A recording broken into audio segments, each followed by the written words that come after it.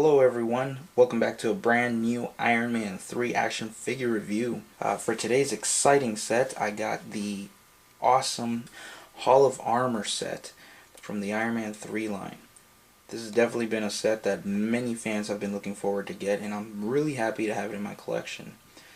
So let's move this to the side and take a look at the entire packaging. The packaging itself is really cool. It has the traditional Iron Man 3 colors that that Hasbro has been giving the packaging. So it has some yellows and blues in it. You can see the figures straight in the bubble. If you look closely inside, it sort of is made, if you will, as a haul with the armors. In the back you can see like images of different armors behind the actual figures. Iron Man is on the right hand side, as well as the Iron Man 3 logo with the Marvel logo. Hall of Armor and the Avengers Initiative logo. On the left hand side you have the Hasbro logo. Then on the sides, on both sides, it's the same exact thing. So up in the corner here it'll tell you the figures that it includes. Pretty cool. And then the Avengers Initiative logo there. So on the back here it displays all the figures that comes in the set. Up top you have the Iron Man 3 logo and the Marvel logo again.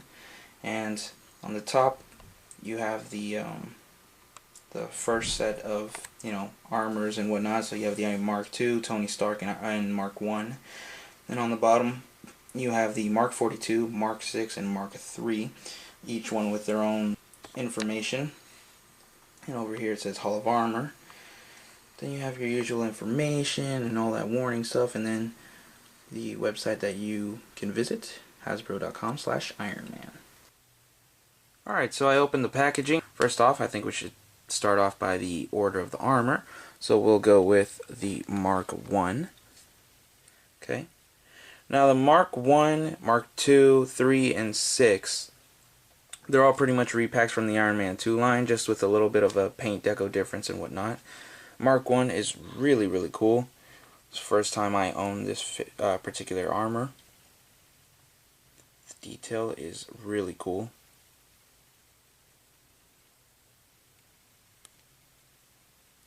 Of course, what can you expect? It is from the Iron Man 2 line, and that was a fantastic figure line. The articulation is really good. It has a ball jointed head, ball hinged shoulders and elbows, no articulation at the wrist, articulated waist. You have the hinged knees, but you can't really move it too much because of this here. You have ball hinged knees, and you have ball hinged ankles.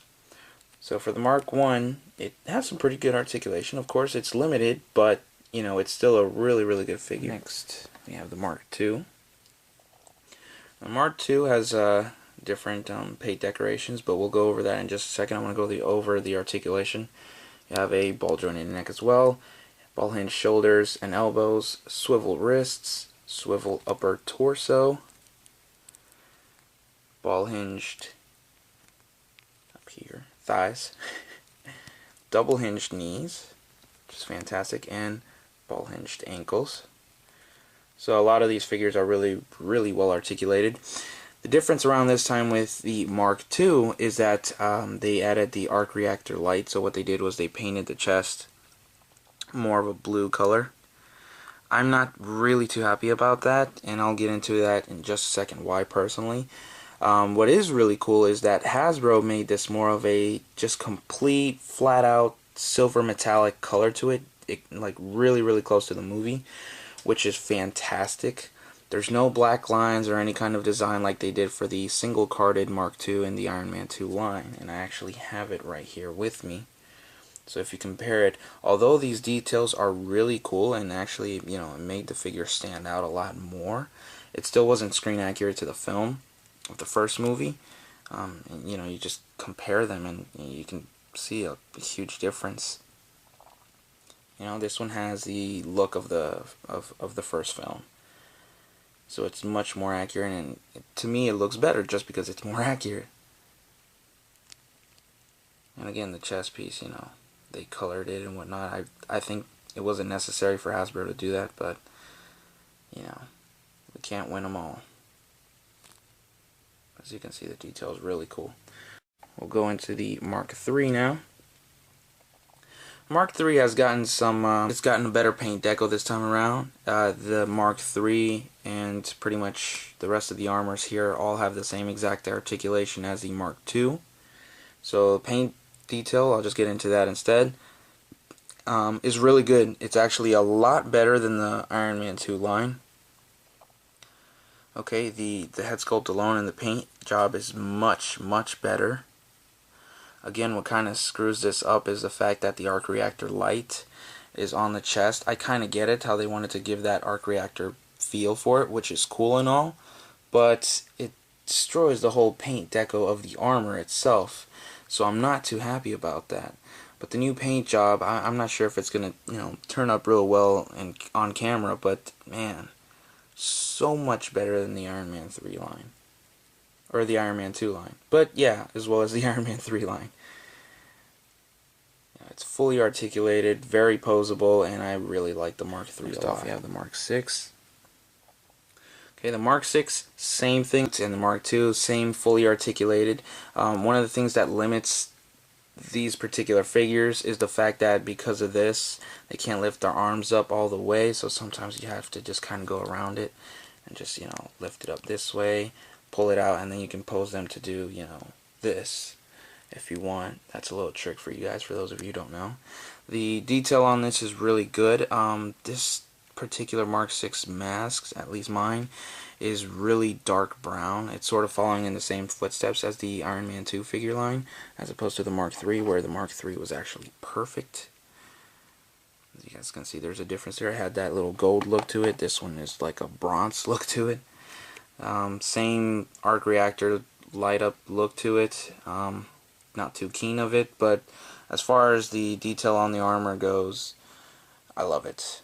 It's really good looking, and again, much better than the Iron Man 2 line. Okay, next figure we have here is the Mark 42. Now, what was really interesting about this set in particular is the fact that we get a fully articulated Mark 42 as opposed to the Assembler's line 5-point of articulation Mark 42. This one, the detail is really good.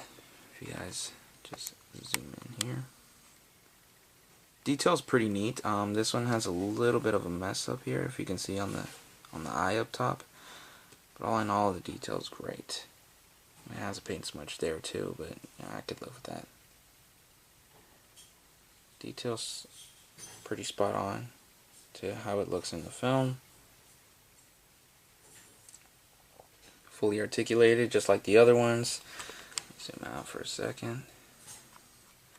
He has a ball jointed head, hinged elbows, hinged shoulders, hinged elbows, swivel wrists, swivel upper torso, hinged thighs, double hinged knees, and hinged ankles.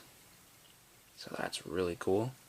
And again, it's better than the Assembler's line, so the detailed is, much better. Okay, and the last figure is Tony Stark himself. We finally get a fully Robert Downey Jr. action figure from head to toe, which is really cool. I'm not sure if this has any body parts of any other, say Marvel Universe figure or something like that.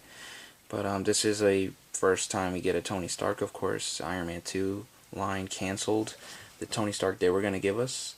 And the Undercover Assault Target exclusive battle pack. You guys can look that up online. It's a really cool set.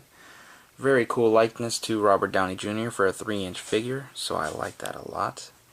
Detail on the hair is really nice. He has a ball jointed head, hinged shoulders and elbows, swivel wrists, swivel upper torso, ball hinged hips, double hinged knees, and ankles. So Tony is fully articulated. This is how Hasbro should have gone with the entire line.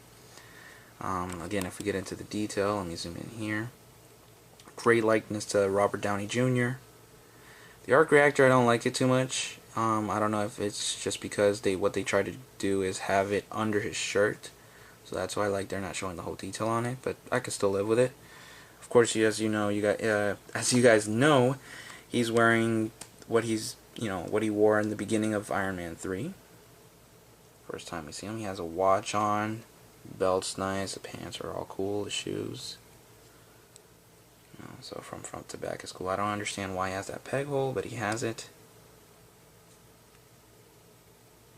So that's pretty neat right there. All in all, this set is a must-have for any fan of Iron Man. This is truly the closest we're going to get from a 3-inch line for now to have the Hall of Armor. It's really cool, and if you guys have other figures from Iron Man 2, such as the Mark 4 and 5, then that's great because you'll actually have a more accurate, display and just all of these sort of mixed. But I'm glad that they gave us a Tony Stark and a Mark 42 fully articulated. Kudos to Hasbro. You guys went all out with this. As I understand it right now, it's somewhat of an Amazon exclusive item. That's where you can get it currently. Walmart.com has just put it out, from what I gathered. So keep your eye out for maybe sometime this month or November to have this in store. Hopefully they arrive in stores, because I'm sure all of you would like to have this set. It's a set that you must have. So please share your thoughts and feedback. Comment in the comment section below. Give it a thumbs up if you like it. Subscribe to my channel if you haven't already, and like my Facebook and Twitter account. Thanks again for watching, guys. Take care. This is how I'm going to have it on my shelf, literally in the order that it should be. Mark 1, Mark 2, Mark 3, Mark 4 and 5, which I have from the Iron Man 2 line, and the Mark 6. And I also have the Mark 7 from the Avengers, and the Mark 42, which I will display really close to this diorama spot, as well as the Tony. So it's going to be really cool to have them all together, because they just really look awesome. So cool.